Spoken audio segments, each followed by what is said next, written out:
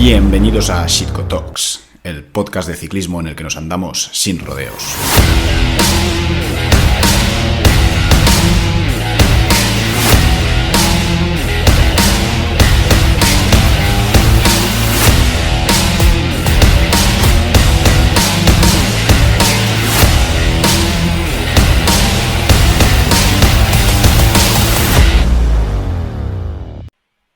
Buenos días a todos, bienvenidos a un nuevo episodio de Shitco Talks. Hoy tenemos con nosotros una persona que viene de lleno del mundo del ciclismo profesional, nada menos que Xavi Arteche, con un bagaje importante, habiendo pasado por el equipo Seguros Bilbao en categorías inferiores, para posteriormente pasar por el Caja Rural, Movistar, y actualmente, aparte de ser director de rendimiento en el equipo Ineos Grenadiers, también es doctor en Ciencias del Deporte. Muchísimas gracias, Xavi, por aceptar la invitación para hablar conmigo hoy.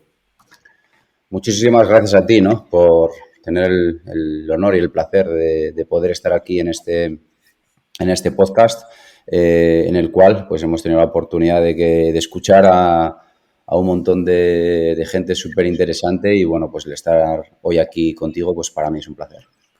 Debo decir que he intentado pescar a Xavi casi desde el inicio del podcast. La verdad es que hemos tenido bastantes complicaciones para cuadrar agendas, pero bueno, casi al final de la temporada lo he conseguido pescar, así que seguro que vamos a tener una conversación muy entretenida.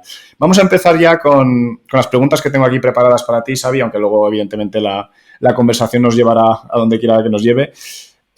Tema del ciclismo profesional y su nivel después de la pandemia del COVID-19. Te quería preguntar si has notado tú un claro aumento de nivel después de ese parón que tuvimos en competiciones, y si es que sí, ¿a qué nivel en particular? ¿Con qué se nota más?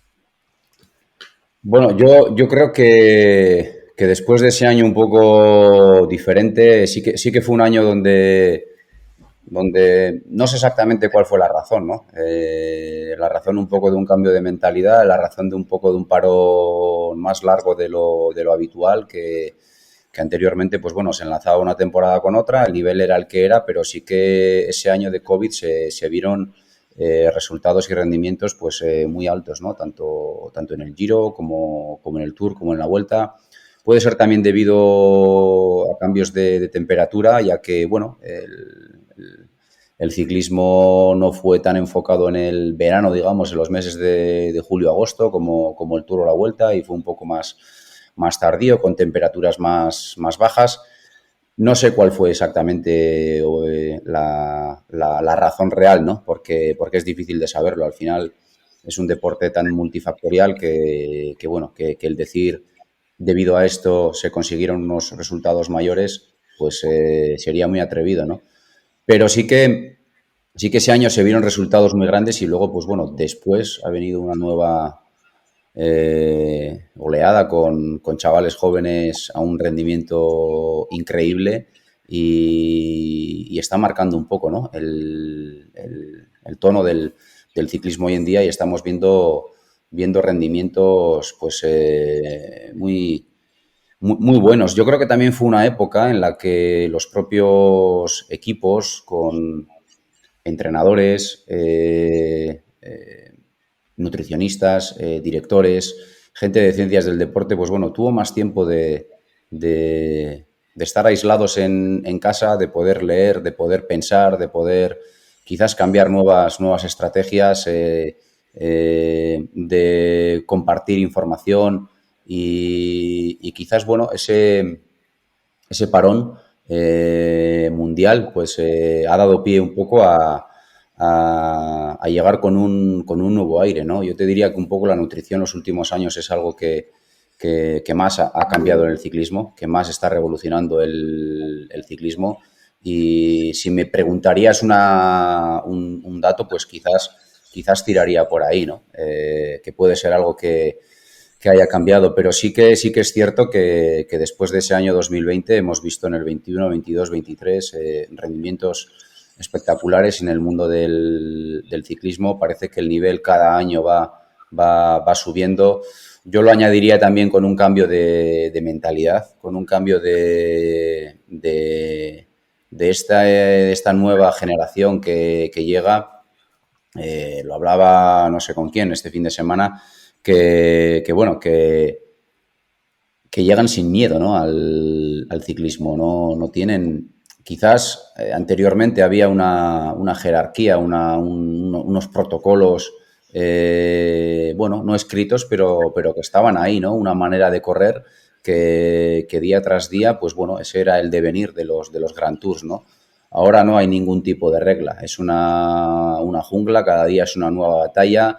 La etapa 1 nadie está pensando que quedan todavía 20 días por delante, la manera de correr ha cambiado muchísimo y bueno, sí que ha habido un poco una evolución y revolución dentro del ciclismo que creo que está siendo muy positivo de cara al show y bueno, y puede estar pues atrayendo a nueva gente, ¿no? Y esta nueva generación un poco, pues yo creo que es lo que está consiguiendo. Si fue debido al COVID o no y cuál fue el detonante, pues me es muy difícil saber el por qué, ¿no? Pero quizás sí que ha sido un poco un cambio de una manera de parar de pensar, de reflexionar y en diferentes áreas de tener un nuevo aire fresco y bueno, una nueva motivación, ¿no? Porque al final la raza humana no ha evolucionado. No es que nuestra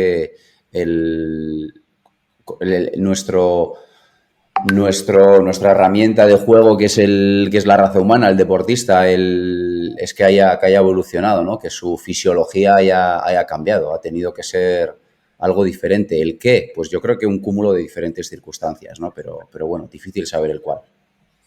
Muchos puntos muy importantes e interesantes que comentas, Xavi. Desde luego, en el aspecto de la temperatura no me había fijado yo y tienes razón en que, claro, ese año se corrieron las grandes vueltas a posteriori, ¿no? Y ya sabemos, ¿no?, que 4/5 partes de nuestro trabajo se van a disipar nuestro propio calor, así que a nada que cambie esa condición el rendimiento cambia muchísimo. Y no lo había pensado, pero tienes toda la razón. Y después yo coincido contigo plenamente en el tema de la nutrición. Yo creo que si me fijo en la última década, lo que realmente ha evolucionado ha sido la nutrición deportiva más que el entrenamiento deportivo, según mi perspectiva. Así que, desde luego, ahí puede estar un gran cambio. También añado una cosa a lo que has dicho, que a mí siempre me ha parecido interesante. Yo creo que durante los confinamientos que tuvimos con el COVID, hubo mucha gente que descubrió que en el rodillo también se podía entrenar. Y se podía entrenar bien, ¿no? Estructurar las series, etcétera. Y yo creo que eso también se ha implementado bastante, sobre todo en días donde normalmente pues la climatología era tan adversa que dices, bueno, pues este entrenamiento se pica o se modifica, se hace algo cortito. Y ahora sí que hay gente que está entrenando mucho más fuerte, incluso los días donde en la calle sería complicado. Y yo quería preguntarte una cosa específica, porque estoy de acuerdo contigo, hay 5 o 6 fenómenos que, bueno, pues que tienen unos rendimientos totalmente estratosféricos, pero yo diría que el nivel medio del pelotón ha subido muchísimo. O sea, basta con ver los números que se están moviendo simplemente pues para intentar meterte en un top 10 del Tour, etcétera, que si analizas retrospectivamente, un octavo, noveno puesto está moviendo números que te daban para el podio antes del COVID, ¿no? No sé si tú estás de acuerdo con eso. Sí, estoy totalmente de acuerdo, ¿no? Al final un ganador del Tour del 2015 sufriría para ganar el Tour hoy en día. Al final eso es una evolución constante, ¿no? Una evolución en cuanto a quizás es una combinación de todo, ¿no? Pero al final un mejor entrenamiento, con una mejor nutrición, con una mayor recuperación, con nuevas técnicas de recuperación post-competición. Los materiales están cambiando, al final es un poco un cúmulo de todo, ¿no? Pero ciclista que no evolucione, ciclista que se va a quedar anclado y no los rendimientos de este año para ganar van a valer el próximo año. Siempre parece mentira, pero estamos en una constante evolución, ¿no? ¿Dónde está el límite? Pues no lo sé, pero es como estamos viendo ahora en la maratón, de que bueno, en un show completamente preparado para ello, Kipchoge consiguió bajar de las 2 horas, pero es que casi sin ese show se ha conseguido bajar de las 2 horas, algo que parecía inhumano, ¿no? Hace muy pocos años. Entonces, pues en el ciclismo yo creo que seguimos esa constante evolución y, como bien dices, aunque haya 3-4 elementos que puedan estar por encima del nivel físico de los demás, el nivel general de esos ciclistas que están entre los primeros 20-30 de un Grand Tour es altísimo, ¿no? Tienen unos datos unos datos impresionantes, y como te descuides un pequeño porcentaje, es que no pasas, aunque seas un muy buen ciclista, no pasas de no ganar. Bueno, no gano, pero no estoy muy bien porque voy con este kilo extra que todavía me falta limar y no voy a ganar, pero bueno, quizás esté en el top 10. No, no, es que pasas a hacer el 30, a pasar totalmente desapercibido. Por mucho que tengas un gran nombre y un gran palmarés, el rendimiento de esos ciclistas top ha cambiado muchísimo y las diferencias entre ellos no son tan grandes. Ok, volvemos a lo mismo, ¿no? Quizás haya 2, 3 ciclistas que marcan muchísimo la diferencia, pero el resto se mueve en una franja muy pequeña y puedes pasar de meterte en un podio de una carrera muy importante a terminar el 12 con detalles muy, muy, muy pequeños, ¿no? Por lo tanto, 100% de acuerdo con lo que dices, que quizás toda esta tecnología, todas estas herramientas haya llegado a una población mucho más amplia, lo que antes podría estar al alcance de unos pocos o los proyectos eran más individuales, digamos, más centrados en una sola persona, en un solo líder. Ahora yo creo que todos los equipos han abierto ese abanico y ofrecen toda la tecnología, todo el conocimiento y toda la ciencia a los 30 deportistas que hay en el equipo, y ese nivel medio ha aumentado muchísimo, ¿no? Sí. Hablando de nueva tecnología, Xavi, y en concreto el potenciómetro que se ha popularizado, ha llegado básicamente a todo ciclista en la última década, ¿tú piensas que la aparición del potenciómetro ha modificado sustancialmente y mejorado el entrenamiento del ciclista? Yo creo que sí, por diferentes razones. Yo creo que es una herramienta, vamos, yo me acuerdo cuando empecé a jugar, a ser entrenador, esto no existía, ¿no? Y llegaron aquellos primeros SRM que eran, bueno, estaban solamente al alcance de ciclistas profesionales, pues porque valían 3.000 euros y bueno, era algo que no estaba al alcance de cualquiera. Pues incluso aquellos SRMs daban un montón de problemas, que si el imán eran con cable, luego el descargar los datos, había que enviar manualmente por email los archivos al entrenador, era algo logístico, incluso logísticamente muy complicado, ¿no? Luego llegaron un poco los PowerTab y han ido llegando diferentes medidores de potencia y hoy un poco pues es surrealista hablar de entrenamiento o hablar de rendimiento en el ciclismo sin obviando la potencia, los vatios kilo, ¿no? Es algo que está continuamente bueno, pues en cualquier tipo de comunicación entre entrenadores, entrenador deportista, entre nosotros, digamos, ¿no? ¿Ha mejorado la calidad del entrenamiento? Yo creo que sí. Y yo creo que bueno, sabiendo un poco esa relación entre carga interna, carga externa, sabiendo qué es lo que estamos midiendo y qué es lo que queremos medir, qué es lo que estamos entrenando y cuál es la respuesta del organismo entre lo que estamos entrenando, creo que la calidad del dato es mucho más exquisita y las respuestas que tenemos a lo que estamos entrenando creo que son muchísimo mayores. De hecho, la capacidad o la posibilidad de equivocarnos es muchísimo menor a la que existía anteriormente y un buen entrenador tiene muchísimas más herramientas para poder llegar a la competición objetivo en la mejor condición y saber qué es lo que está pasando en el día a día en esa evolución, ¿no? Al final podemos decir que prácticamente, aunque no hagamos un test como tal diario, podemos decir que hoy en día el ciclista tiene el lujo de llevar un laboratorio constantemente al campo en cada entrenamiento que puede realizar, ¿no? Entonces yo creo que el medidor de potencia ha mejorado muchísimo, no sé, el día a día y el trabajo del entrenador, que antes, bueno, era un poco controlar exactamente el tipo de cargas mediante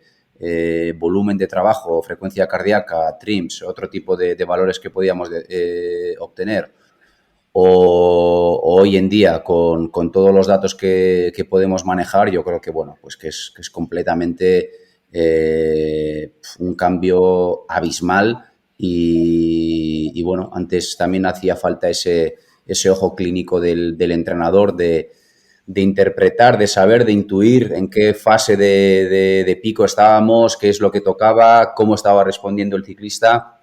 Y hoy en día, con la información que tenemos, por eso te digo que es más difícil equivocarse, ¿no? Por lo tanto, yo creo que es una herramienta imprescindible en el entrenamiento y en la competición que ha cambiado muchísimo. Te diría también que es una herramienta imprescindible en la detección de talento, lo cual hace también, bueno, que podamos detectar más rápido el talento y saber un poco, bueno, en categorías inferiores qué es lo que podemos esperar de ellos, si podemos apretar más, menos, en buscar un poco ese umbral. De hecho, bueno, yo creo que es una de las razones por la que se está adelantando también un poco esa detección del talento.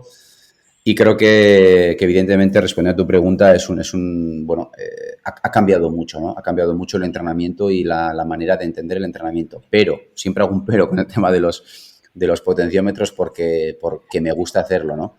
El entrenador creo que tiene que ser suficientemente inteligente para saber que el medidor de potencia es una herramienta que no es 100% fiable y exacta y que se puede equivocar. Y aquí es cuando meto el pero porque incluso en el ciclismo profesional que tratamos de calibrar todos esos potenciómetros para intentar que estén midiendo todos lo mismo, pues sabemos que de un potenciómetro, diferentes marcas de potenciómetros pueden tener diferentes márgenes de error.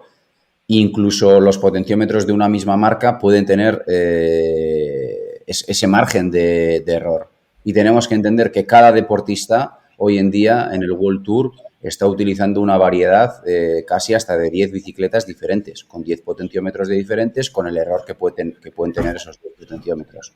Entonces, cuando hablamos de potencia, tenemos que hablarlo un poco entendiendo el contexto, entendiendo lo que estamos midiendo y entendiendo qué estamos haciendo, ¿no? Porque al final la gente habla muy libremente de que no, es que mi hijo es junior y tiene un FTP de 6.5 vatios kilo. Y bueno, pues está muy bien, pero me gustaría saber con qué medidor de potencia lo has medido, cuál es la fiabilidad, cuál es, bueno, si está medido, si está calibrado justo antes de empezar a hacer ese test, si no, si ha habido un cambio de temperatura, de humedad, de altitud y ha sido recalibrado. No sé, 1000 cosas que nosotros los entrenadores que llevamos un poco tiempo en esto sabemos que cuando hablamos de algo tenemos que hablar con conocimiento de causa y sabiendo que, bueno, que también hay un error posible ahí y no todo es 100% exacto. Bueno, al final mucha gente no sabe esto, ¿no? Y se compra un potenciómetro y cree que ahí tiene toda la verdad absoluta, ¿no? Entonces, bueno, un poco de pero, siempre hablando cuando hablamos de potenciómetros, porque incluso nosotros tenemos un montón de problemas a la hora de analizar el dato e intentamos ser minuciosos en la calidad del dato y en limpiar todos esos errores, pero aún así podemos tener errores, ¿no? Mucha información, Xavi. Quería debatir aquí, pero la verdad es que estoy de acuerdo en todo lo que has dicho. Sí que voy a puntualizar alguna cosa más por añadir. Lo que has comentado de que miden distinto, eso es una limitación muy importante. La gente no se da cuenta de ello. Por ejemplo, en el laboratorio muchas veces he hecho experimentos en una misma bicicleta, un pedal, una biela y el propio rodillo en el que se hace el test, y he visto diferencias de hasta 6-7% entre los tres medidores. Claro, dices, esto a 200 vatios, bueno, vale, tira que va. Pero a 400 vatios, es que con esa diferencia estamos hablando de que te puedo pautar un ritmo para una contrarreloj de 40 minutos y aguantes 20-22, porque se te han ido 20-25 vatios. Entonces, eso es una limitación muy importante que has comentado y no me estaba acordando de ella. Después, yo creo que la clave es la que has comentado, ¿no? Con la potencia, efectivamente, tenemos menos posibilidades de fallar, sobre todo rotundamente, ¿no? Porque ya tenemos ese control sobre carga interna y carga externa. Y al final, pues todos los que hemos trabajado antes por pulso, ya sabemos el quilombo que se montaba ahí en cuanto pasabas a intensidades altas. Hacer series de V2 Max, pues claro, ya te ibas a la RP y la RP también tenía sus limitaciones. Bueno, yo creo que sobre todo el trabajo que podríamos decir ahora de zona 5, zona 6 es mucho más preciso con el potenciómetro. Y luego lo que has comentado de la detección de talento, es que, fíjate, ahora mismo además se está yendo ya a países pues cada vez más lejanos y con menos condiciones para hacer test en condiciones. Es que hoy en día te puedes ir a África con un par de pedales, ir a cualquier aldea que tengan una BTT y con eso ya puedes testear a la gente, ¿no? Eso es una auténtica maravilla y creo que va a incidir en que en el futuro probablemente el pelotón pues se vaya diversificando progresivamente como ha pasado en otras disciplinas.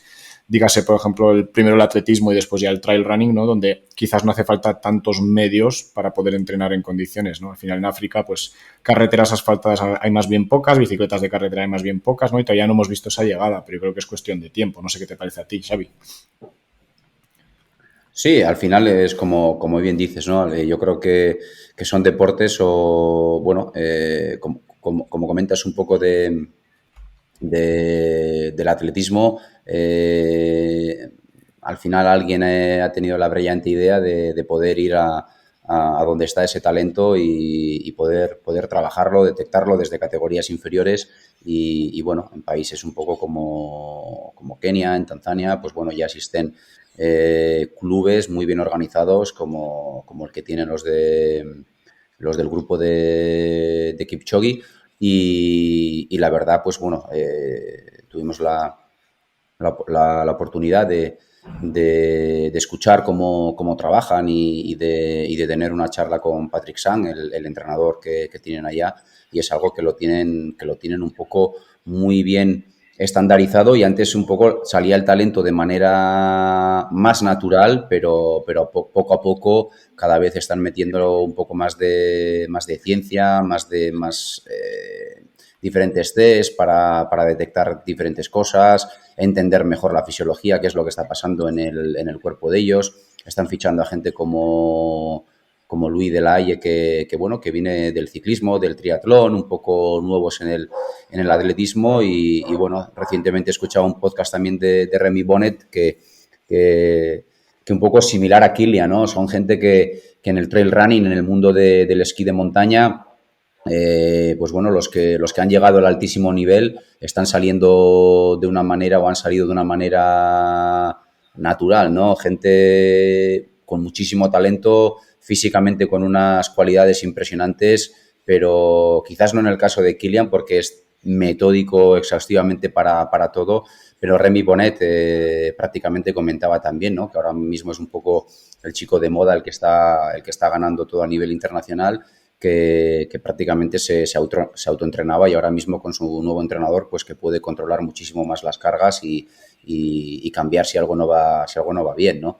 Yo creo que, como tú bien dices, en países como que me ha tocado vivir, un poco como Colombia, Ecuador, que he tenido la oportunidad de ir allá, seguramente hay muchísimo talento o como lo puede haber en países como Kenia, que el propio Ineos ya está trabajando en crear escuelas, academias, ayudando también un poco al ciclismo y con este tipo de herramientas en el futuro se va a poder, que van a estar más accesibles al mundo en general, poder controlar mucho más y analizar el talento, ¿no? Yo creo bueno, que el medidor de potencia es algo que vamos, que es algo necesario para entender hoy en día para nosotros para el deporte, pero que en pocos años ha transformado muchísimo, ¿no?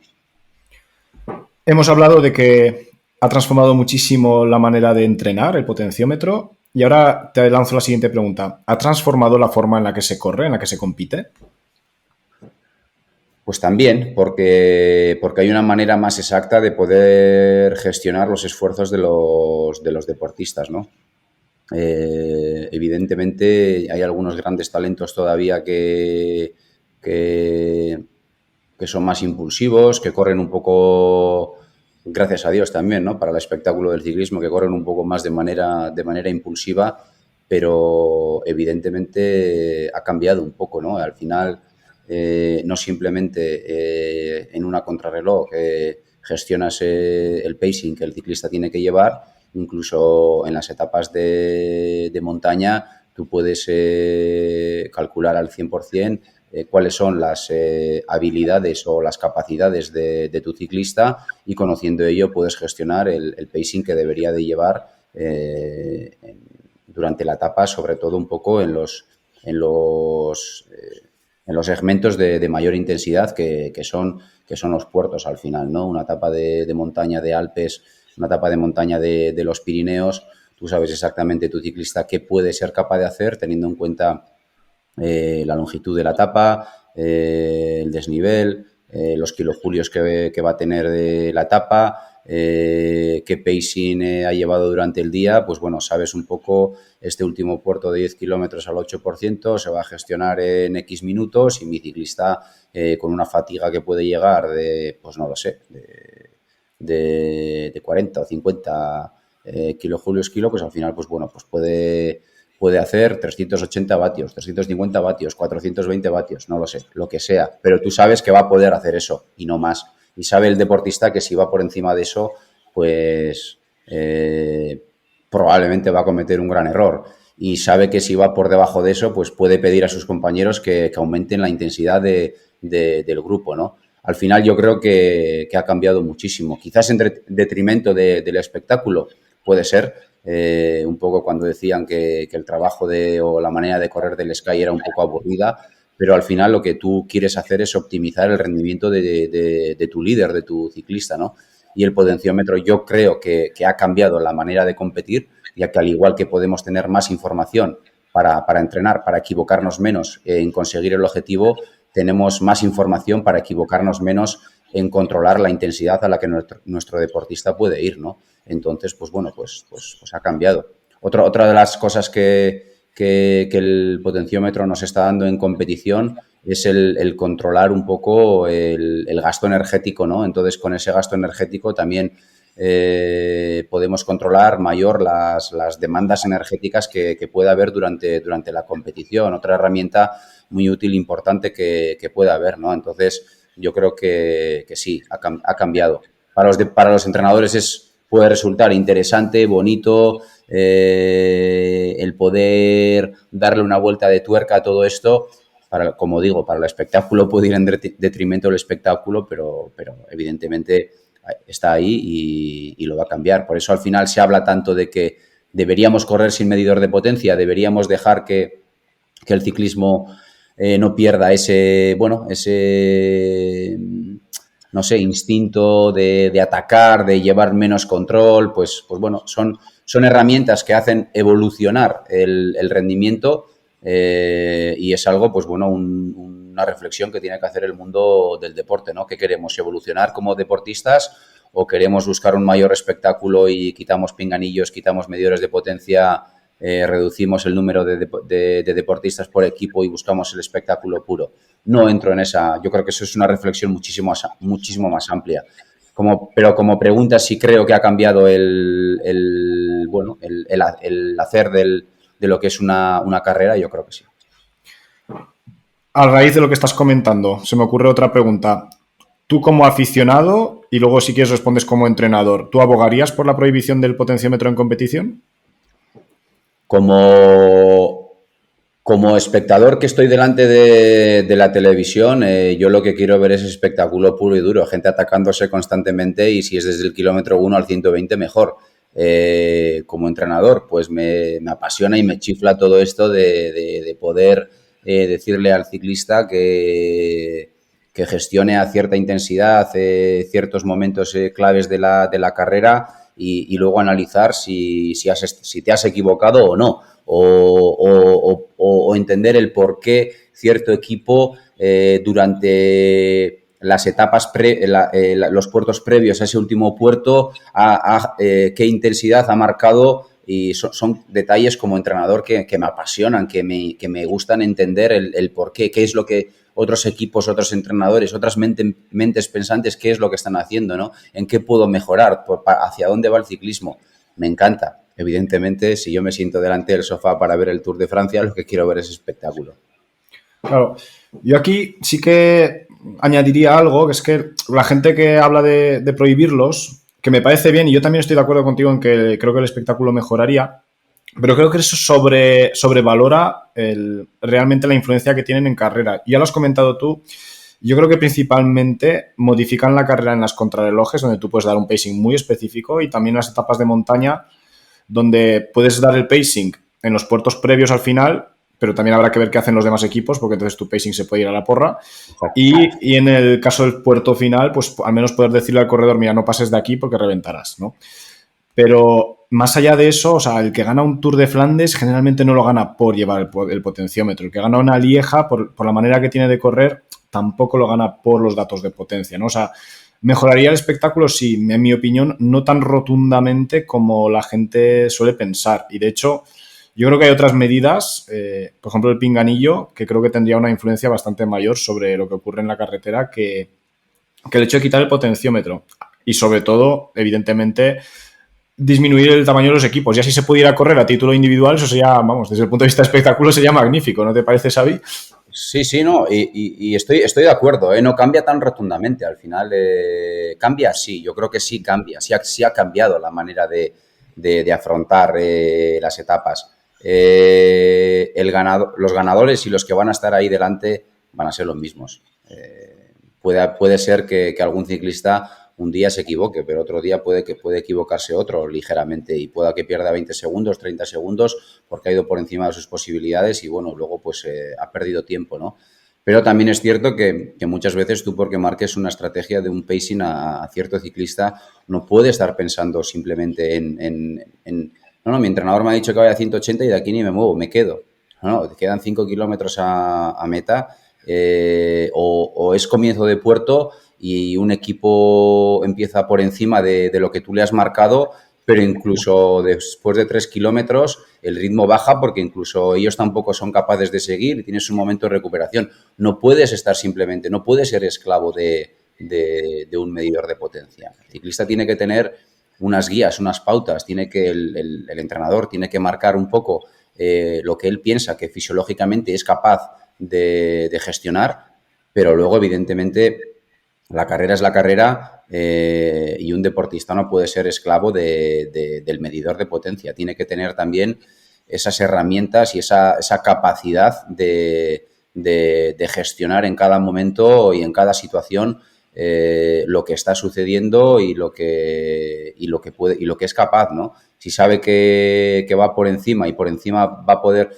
ir durante 10 minutos, pues igual coge el riesgo durante cierto tiempo, pero sabe que si eso sigue, pues ahí sí que tengo que levantar el pie, ¿no? Pero de momento voy a seguir y a ver tácticamente a ver qué es lo que pasa, ¿no? Eso es un poco lo que los entrenadores tenemos que tratar de hacer, educar a los deportistas, no simplemente decirle tienes que hacer esto, no, tienes que hacer esto porque si haces esto es lo que puede pasar y saber las consecuencias, ¿no? Y que ellos entiendan su fisiología y que entiendan que en 10 minutos son capaces de producir esta potencia, en 20 minutos tanto, qué son capaces de hacer cuando están frescos y cuando están en fatiga, qué son capaces de hacer la tercera semana del Tour de Francia. Ellos tienen que entender qué es lo que pasa con la frecuencia cardíaca, tienen que entender a gestionar todas esas herramientas. Por tanto, la parte educacional de los entrenadores también es muy importante, ¿no? Claro, al final lo que estás diciendo, yo creo que a la gente le tiene que quedar claro, la gente que ve el ciclismo por la tele, es que la pantallita del Garmin se mira la potencia, pero no en muchas ocasiones se hace exactamente lo que dicta esa pantallita, ¿no? Que al final no me voy a quedar en el último kilómetro de un puerto en el grupo en el que estoy porque me estoy pasando 20 vatios, porque es que si me corto ahí, a lo mejor me quedan 15 kilómetros de llano donde voy a perder 2 minutos, ¿no? Entonces, al final se sigue corriendo mucho por sensaciones y sobre todo por estrategia e intuición de carrera, pero evidentemente ha modificado todo.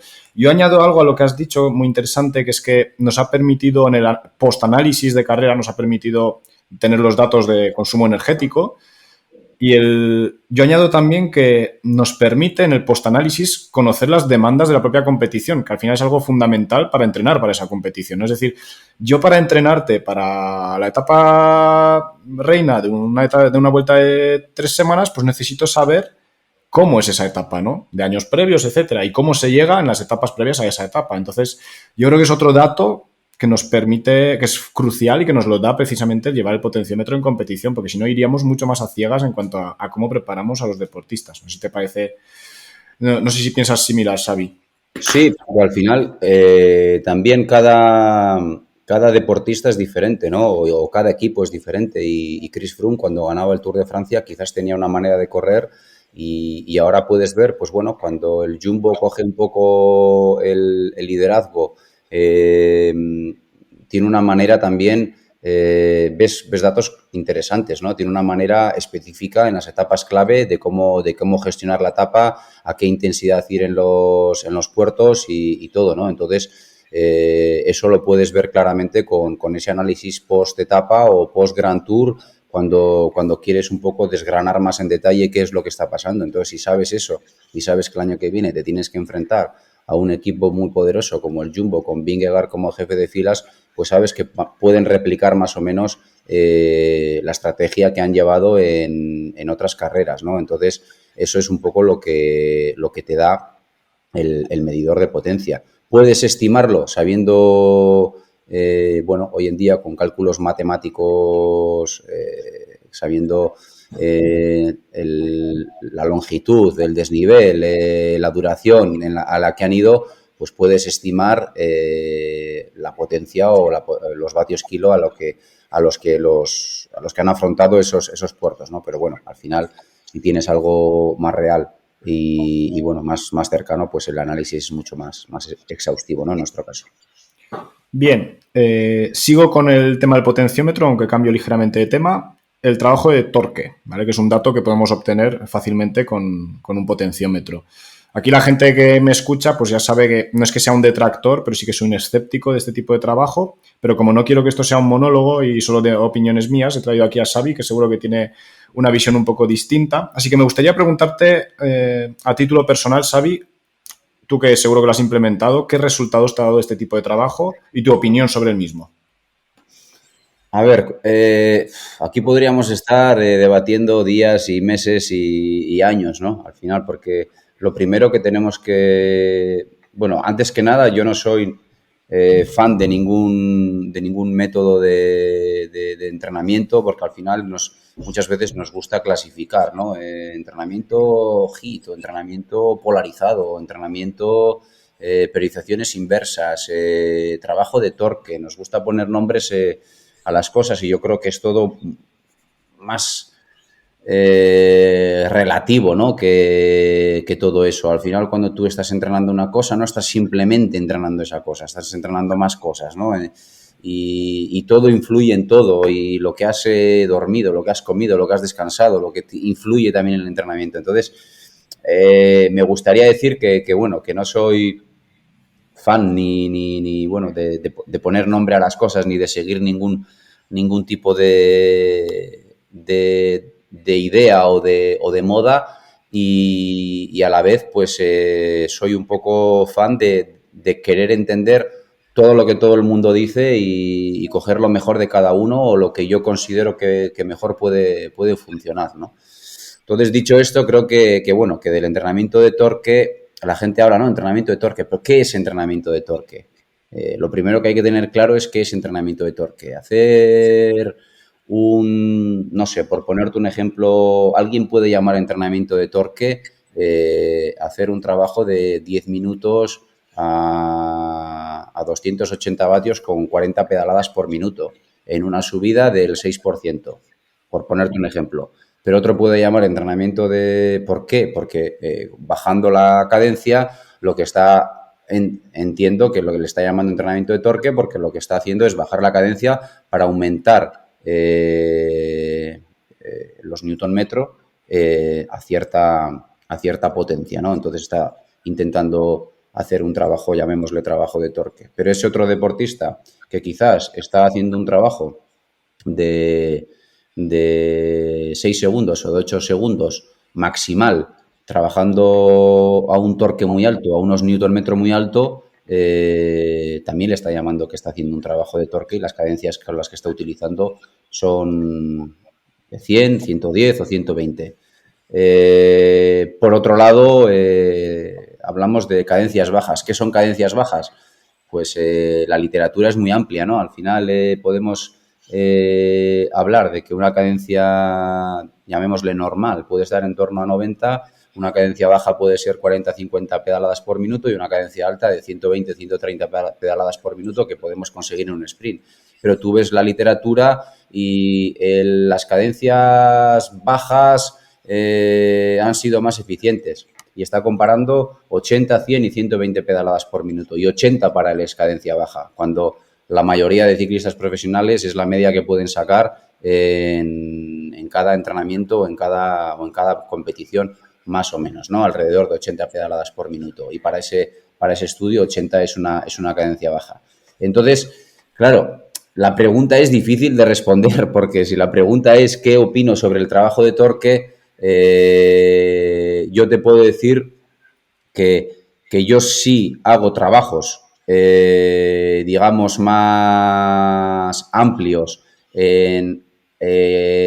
a intensidades en potencia absoluta, llamémosle, de alrededor de una zona 2 alta, una zona 3, con cadencias bajas, intentando buscar ese reclutamiento de fibras o, bueno, una serie de objetivos que tú quieres buscar. Y también hago trabajos con un torque alto llamémosle, en un sprint. Entonces, ¿utilizo ese tipo de entrenamientos? Sí. En mi periodización anual utilizo ese tipo de entrenamientos con una serie de objetivos. Porque al final muchas veces hacemos, no, el trabajo de torque mejora la fuerza. O el trabajo de torque es hacer un trabajo de fuerza. Al final es algo muy amplio, ¿no? Muy simplista, muy generalizado, ¿no? Yo creo que bueno, que tenemos que tener mayores herramientas y yo creo que con un trabajo de torque, pues por ponerte un ejemplo, si tú estás diciéndole a tu deportista que haga unas series de 4 minutos o 5 minutos a 300 vatios con 50 pedaladas por minuto y está trabajando a X newtons metro, para trabajar esos newtons metro a 80-90 pedaladas, mira a qué vatios te tienes que ir. ¿Es algo realizable? Pues no. Pues quizás buscando ese concepto, yo sí incluyo un trabajo de torque que en mi experiencia profesional, por el feedback de los deportistas, me ha ido bien. ¿Hay una evidencia científica que puede contrastar todo eso? Pues te puedo decir que no. Porque al final en este tipo de entrenamiento hay la poca evidencia científica que tenemos es muy variopinta, ¿no? Las conclusiones son muy amplias y los estudios son muy diversos. O sea, no, lo que te decía, cuando hablan de cadencias bajas o cadencias altas, no están hablando de lo mismo. La manera de trabajar en los pocos estudios es muy diferente. El nivel de los sujetos es muy diferente y con lo cual poco extrapolable al campo profesional. Entonces yo creo que trabajamos persiguiendo o entendiendo, cuando estamos haciendo el trabajo de torque, creemos que estamos consiguiendo este objetivo y el feedback o los resultados nos están diciendo que van por el buen camino. Con esa idea trabajo yo el torque. Sé que no tienen demasiado rigor científico, pero lo que tengo es un poco el feedback de los propios deportistas que cuando quizás en algún periodo de una caída, una lesión, no han podido realizar ese trabajo, ellos sienten que a nivel muscular hay una necesidad, hay una demanda y te dicen, jo, es que este trabajo que no hemos sido capaz de hacerlo, siento que lo necesito, ¿no? Con poco rigor científico es un poco la respuesta que te puedo dar, entendiendo que cuando hablamos de torque tenemos que matizar qué es lo que estamos hablando, porque muchas veces es ¿el trabajo de torque sirve o no? ¿Qué es el torque? Lo primero, porque lo primero tenemos que un poco que saber qué es el torque y yo te puedo decir un poco yendo a los dos trabajos que yo puedo entender como trabajo de torque, de ese trabajo un poco de un trabajo más de larga duración con unas cadencias bajas o un trabajo de una altísima intensidad, de unas arrancadas de 6-8 segundos consiguiendo un mayor torque con una digamos, con un trabajo específico del propio deporte, que es encima de la bicicleta, es algo que, bueno, pues que yo con mis deportistas lo practico y respecto al feedback que tengo un poco de ellos, pues puedo decir que, bueno, que los resultados son buenos o así lo creemos, ¿no? Evidentemente, como te digo, pues bueno, para saber un poco la influencia que ese tipo de trabajo tendría que tener, ¿cómo podemos medirlo? Tenemos que hacer biopsias musculares para saber si hay un mayor reclutamiento de fibras o no. La conclusión va más allá de quizás de mis conocimientos, ¿no? Con lo cual, no sé si te respondo un poco a la pregunta o te dejo igual que al principio, pero bueno. No, no, está más que respondida y aquí sí que comentar varias cosillas. Me ha parecido muy interesante, has dicho que lo has probado a intensidades más bien bajas, Z2, Z3. Yo eso no lo he llegado a implementar nunca. También has hablado de los sprints. Te quería preguntar, porque normalmente en redes sociales lo que más se suele comentar es un trabajo que va justo por debajo del umbral o justo por encima, ¿no? Una Z4 baja, una Z5, intervalos de 4 minutos, de 10, a un newton metro bastante elevado. ¿Tú has probado a implementar ese tipo de trabajo también? No mucho. A trabajos de prácticamente, yo cuando trabajo con cadencias bajas lo hago a intensidades más por debajo del umbral. A intensidades, digamos, zona umbral y por encima del umbral, si te soy sincero, no he hecho este tipo de trabajo porque al final yo creo que puede tener también, o sea, el ciclista, por un lado, creo que son trabajos con una demanda muy alta. Creo que la técnica que el deportista debería de tener para realizarlos debería de ser también muy alta, porque al final a nivel de, bueno, de ligamentos, de tendones, de todo, pues bueno, va a sufrir muchísimo el deportista y creo bueno, que es un poco un trabajo serio. Y por otro lado, pues bueno, quizás yo soy muy conservador, ¿no? A la hora de entrenar, pero creo que quizás no hago o no meto demasiado trabajo de alta intensidad como algunos pueden pensar que se puede entrenar en el ciclismo profesional, y ese trabajo de alta intensidad probablemente va enfocado con cadencias acordes a las cadencias naturales o propias que el deportista lleva, sin estar pensando a qué cadencia va, ¿no? Cuando está haciendo ese trabajo específico de alta intensidad. Y yo sí que cuando he trabajado este tipo de cadencias bajas, lo he entrenado siempre digamos, en intensidades subumbral. Claro. Yo sí que los sprints los había trabajado y justo lo que había intentado son los intervalos que más se publicitan, 4 o 10 minutos, y es con los que yo no había visto resultados claros. Entonces está muy bien saber esto. Y también, por precisar un poco más lo que has dicho tú al final, ¿qué es la definición del trabajo de torque? ¿No? Aquí se me ocurre una reflexión, es que yo te puedo pautar un trabajo a 280 vatios y 40 RPM, que podrías llamarlo trabajo de torque, y realmente yo te puedo, con una cadencia normal, puedo hacerte trabajar un newton metro mucho más elevado a 450 vatios y a tu cadencia natural, ¿no? Entonces, al final, ¿qué es trabajo de torque? ¿No? Eso es lo primero. Y lo segundo, lo difícil que es aislar, ¿no? Los efectos del entrenamiento. Es decir, al final, pues lo que has dicho tú, vale, yo te he mandado pues, un par de días por semana unas series de torque, pero al margen de eso, pues estás haciendo zona 2 o estás haciendo sprints, etcétera, estás haciendo un montón de cosas distintas. Y el poder aislar, decir, yo creo que esta mejora que has tenido es debido a esto, es muy complicado, ¿no? Como pasa con los métodos de recuperación, ¿no? He implementado esto y ahora estoy recuperando mejor. Ya, pero puede ser por otras muchas causas, ¿no? O este año ando más porque estoy entrenando torque, pero es que igual estás agradeciendo las cargas que metimos el año pasado donde no lo entrenabas. Es que es muy complicado, ¿no? Que es un poco lo que me ocurre a mí. Pero bueno, me dejo apuntado el trabajo Cena 2, Cena 3, que es algo que todavía no he explorado y puede haber ahí un poco de filón. Pasamos a otro tema, si te parece, Xavi. En el último episodio estuvimos aquí con Adrián Castillo hablando pues, de una manera bastante teórica y científica del tema del descanso. Me gustaría tratarlo contigo brevemente de una manera más práctica, de lo que aplicas tú en el campo, a nivel semanal. ¿Eres partidario de meter algún día de descanso completo de la bicicleta o eres más partidario de lo que se llaman las jornadas de recuperación activa? Un rodaje de 40 minutos, 60 minutos, zona uno. ¿Qué te tira más? Yo creo que es individual un poco del deportista, por un lado. Personalmente, no semanal con los deportistas con los que yo entreno, porque quizás igual, bueno, pues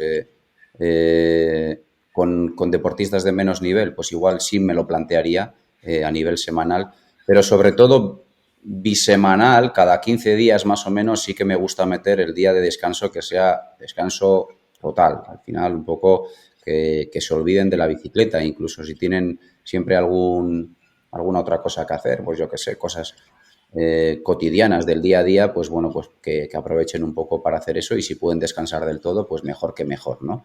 Pero sí de quitarles un poco la idea de la bicicleta o de cualquier otro tipo de entrenamiento. La recuperación activa creo que tiene sus beneficios también y creo que la recuperación total también tiene beneficios físicos y psicológicos, ¿no? Al final, muchas veces cuando tú a un deportista de este nivel le estás diciendo que haga una hora de rodaje, pues igual quieres que tenga, bueno, pues que limpie el entrenamiento del día anterior o bueno, que no salga de esa rutina de me levanto, desayuno, salgo a rodar aunque sea una hora y media, llego a casa, un poco que mantenga un poco esa rutina, esa vida diaria, pero a nivel general, si tú analizas el entrenar una hora para estos deportistas, o sea, no es entrenar. Eh, en el sofá de su casa puede hacer un poco lo mismo, ¿no? Lo único que estás lo único que quieres es que tenga un poco, pues eso, seguir un poco con la rutina, que se mueva un poco, que tenga una actividad mínima y ya está, pero no es un entrenamiento. Al igual que para otro deportista hacer una hora y media, casi que si tiene 8 horas o 10 horas de entrenamiento semanal, es, es un buen porcentaje de su entrenamiento e incluso se le puede llamar un día de rodaje de una hora y media, incluso de dos, pero es que estos chavales con los que nosotros tenemos el placer de trabajar, pues en una hora y media de dos de un rodaje de recuperación es que no entrenan, no les sirve prácticamente para nada, a no ser que estés buscando otros objetivos que no van con el propio entrenamiento, ¿no? Entonces, a mí sí que me gusta un poco, volviendo a la pregunta, sí que me gusta días de no hacer absolutamente nada. O incluso pequeños bloques, ¿no? De decir, hemos terminado una fase importante de un pequeño pico de forma y hay que coger un poco de aire, ¿no? Pues quiero que estés o has terminado una París-Niza, que son carreras de una semana, pero con un alto contenido, una demanda brutal, pues 3 días de descanso total. Y si vives, no sé, aprovecha para hacer lo que te dé la gana, pero olvídate la bicicleta. Evidentemente, estar de descanso no es, pues no sé, me subo a no sé qué montaña o me voy de fiesta o tal. Eso no, tampoco va a ser descansar. Tú quieres buscar el objetivo de descansar, de que se olvide de la bicicleta un poco y que su cuerpo descanse al máximo, ¿no?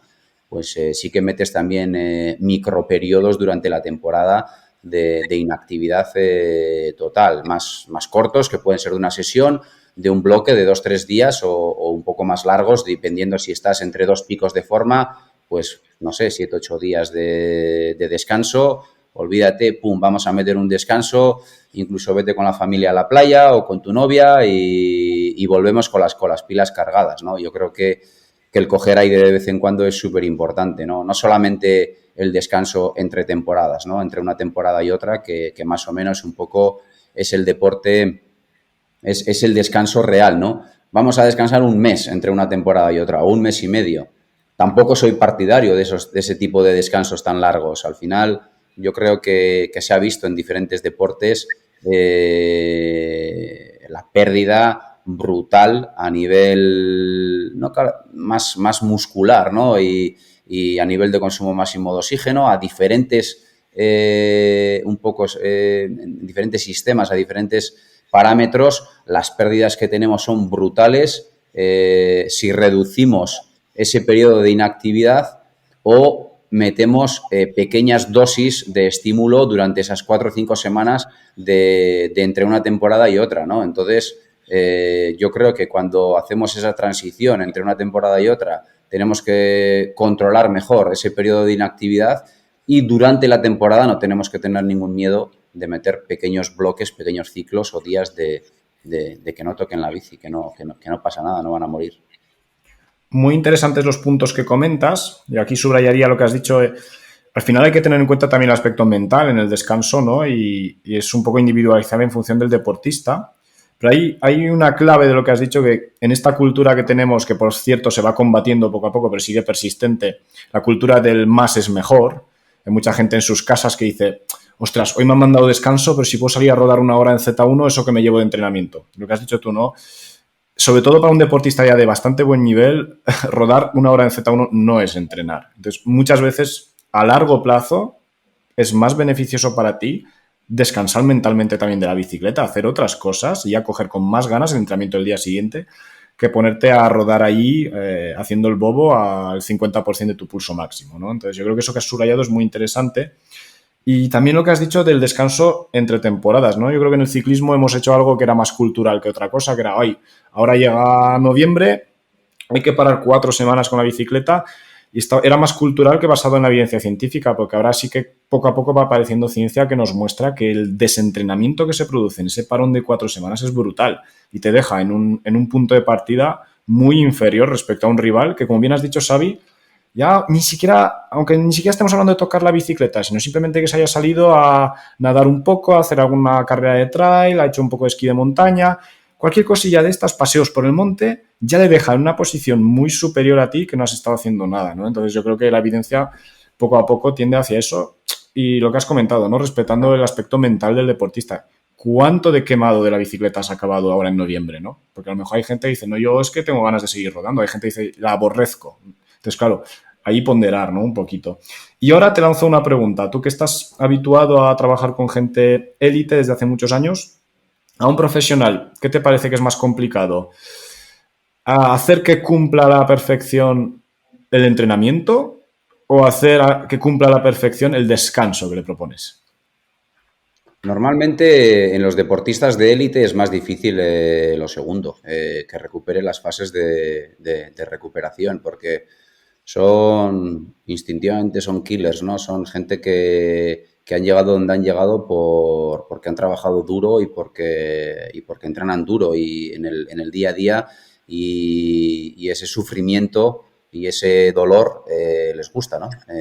Entonces, muchas veces es difícil el concepto de menos es más para ellos, ¿no? Entonces, el que interioricen eso, pues es más difícil que el meterles mayor carga de trabajo.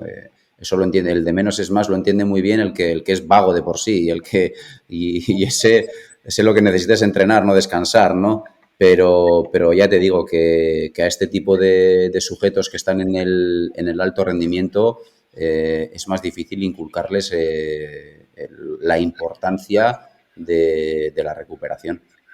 Sí, es exactamente mi experiencia también. Al final, es gente para la que es inconcebible el que pueda ser beneficioso el no hacer nada. Cuando llevan toda su vida, vamos, dejándose la piel por intentar llegar a donde han llegado, ¿no? Exactamente mi misma experiencia. Quería consultártelo y bueno, veo que es la misma. Y para acabar ya este episodio tan interesante que estamos teniendo, te voy a preguntar por el ABC del entrenamiento, Xavi. Habrá mucha gente que nos esté escuchando desde el sofá de su casa y diga, bueno, yo este tío que ha traído aquí hoy, que controla tanto y ha trabajado a tan alto nivel, ¿qué me podría recomendar a mí, que pues, soy un cicloturista normal de la calle? ¿En qué me debería centrar para optimizar al máximo mi rendimiento? Porque ya sabemos pues, que hay una serie de cosas que podemos hacer que nos hacen mejorar mucho, hay otra serie de cosas que podemos hacer que puede que nos hagan mejorar algo, pero también tiene un coste temporal, ¿no? Entonces, al final, que nos digas un poco tu opinión sobre en qué se tendría que centrar el ciclista aficionado promedio para sacar el máximo posible de su rendimiento. Bueno, yo estoy un poco lejos de ahora mismo, ¿no? Llevo ya varios años un poco trabajando con deportistas de alto rendimiento y perdido un poco en el día a día de esa gente que bueno, que tiene sus mínimo 8 horas de trabajo diaria, más familia y los ratos libres puede entrenar, entonces perdido un poco en los volúmenes, en las cargas de trabajo que pueden entrenar. Pero sí que al final el deporte es deporte para todos, ¿no? Y yo ya te digo, no me considero ninguna eminencia, creo que me gusta simplificar las cosas y ir directamente al grano y hacer las cosas básicas que entiendo que son de las más importantes, hacerlas, tratar de hacerlas al 100% de la mejor manera posible. Y bueno, me quedo un poco con las nuevas generaciones, ya te digo, ¿no? Con las nuevas generaciones que vienen, con los nuevos entrenadores, con los nuevos científicos del deporte, nutricionistas, pues me quedo un poco maravillado de todo el conocimiento que traen, ¿no? Pero quizás donde he tenido la fortuna de llegar, he llegado pues porque he tratado de al menos hacer lo básico bien, ¿no? Y yo creo que lo básico en el deporte, en el ciclismo, es entrenar bien, comer bien y descansar bien. No hay nada más básico y más fundamental, en mi opinión, que eso. Independientemente de lo que puedas entrenar, la nutrición y la recuperación a nivel de dormir tus horas necesarias y tal y cual, pues tiene que ir acorde, ¿no? Entonces, pues no sé, porque al final, dentro de lo que podemos estar hablando del entrenamiento de un deportista de alto rendimiento, para mí el trabajo su máximo es la clave, es fundamental, es el trabajo más importante que tenemos que hacer, pero eso requiere también pues de un trabajo de volumen muy amplio, de que quizás las horas, el volumen de trabajo que estamos hablando de deportistas profesionales, pues es el trabajo que las 40 horas semanales casi que hacen una persona normal en su trabajo diario, ¿no? No tanto, pero bueno, casi. Entonces, eso, sabiendo que eso es inviable, yo creo que si me preguntas a ver si tengo un grupo de aficionados delante, ¿qué es lo fundamental? Pues es que su nutrición y su recuperación vayan acordes al entrenamiento que son capaces de realizar. Sigo pensando que, independientemente de la categoría, el entrenar a más intensidad, el machacarte más, no es entrenar mejor. Creo que la base, las zonas de base son fundamentales para nuestro deporte, y en base a ello, pues yo creo que la nutrición debería de ser acorde, porque nos va a hacer que mantengamos un estado saludable, que mantengamos una composición corporal acorde al gasto energético que vamos teniendo, y si no podemos entrenar 25 horas semanales, no vamos a poder comer como si estuviésemos entrenando 25 horas semanales. Y creo que la recuperación es algo, como hablaba Adrián, ¿no? La importancia del dormir, de mantener unos buenos hábitos, de dormir las horas necesarias, de la calidad del sueño, de mantener esas ingestas en las horas que tenemos que mantener, y dependiendo de en qué horas vamos a hacer las ingestas, cuánto gasto energético, cuánto contenido energético tiene que tener cada ingesta. Yo creo que las cantidades y el timing de esas ingestas es importante. Todo eso yo creo que es importante para un ciclista aficionado, ¿no? No sirve de nada que se monte 2 horas encima de la bicicleta o 1 hora y media, entrene a tope, pero bueno, lleve un ritmo de vida que simplemente pueda dormir 6 horas, esté a tope de estrés, tomando café, tomándose 6, 7 cafés todos los días para poder aguantar ese ritmo de estrés, no sé, de tener que estar despierto para su trabajo, para su entrenamiento, para el día a día. No sirve de nada entrenar fuerte si no es capaz de recuperarlo. No sirve de nada entrenar fuerte si no lleva una alimentación acorde y está con un sobrepeso de 15 kilos. No sé, no es todo el trabajo que hagamos encima de la bici, ¿no? El resto de las 20 horas diarias que tiene un deportista, ese trabajo que hablamos, ese trabajo invisible de fuera de la bicicleta, es súper importante para un ciclista profesional, para llegar al alto nivel, y creo que es igual de importante para un ciclista aficionado, ¿no? Entonces, no daría ningún consejo a nivel de qué es lo que tiene que entrenar encima de la bicicleta, porque se me escapa un poco también. Diría que la base es lo fundamental, pero sobre todo tener ese concepto básico en la bicicleta y en la vida en general para mantener un buen estado saludable y un buen rendimiento, que el trabajo que realizamos tiene que ir acorde con la nutrición y el descanso, ¿no? Pues ya habéis escuchado todos ese 3+1 que nos propone Xavi, que es entrena bien, come bien, recupera bien y además que todo eso sea sostenible, porque de nada nos sirve entrenar 1 hora y media más si después tenemos por ello líos familiares o nos lo hemos tenido que quitar de sueño, ¿no? Creo que ha quedado bastante claro, comparto al 100% lo que dices, yo creo que al final en eso está la clave del éxito para alguien que tiene su volumen muy limitado porque tiene un trabajo que realizar. Te agradezco muchísimo tu presencia hoy aquí, Xavi. Espero que la próxima vez que quedemos en reunirnos nos cueste un poco menos cuadrar las agendas. Ha sido de verdad de las conversaciones más interesantes que he tenido aquí en el podcast y seguro que te propondré más pronto que tarde volver a charlar de otros temas. Así que nada, Xavi, muchísimas gracias y nos veremos pronto por aquí. Gracias a ti, como siempre, y encantado, ¿no? Encantado de hablar de nuestras cosas y bueno, si alguno puede coger alguna idea o alguna pincelada, pues genial. Nos vemos en el próximo episodio de Sitco Talks. Muchas gracias a todos por escucharnos.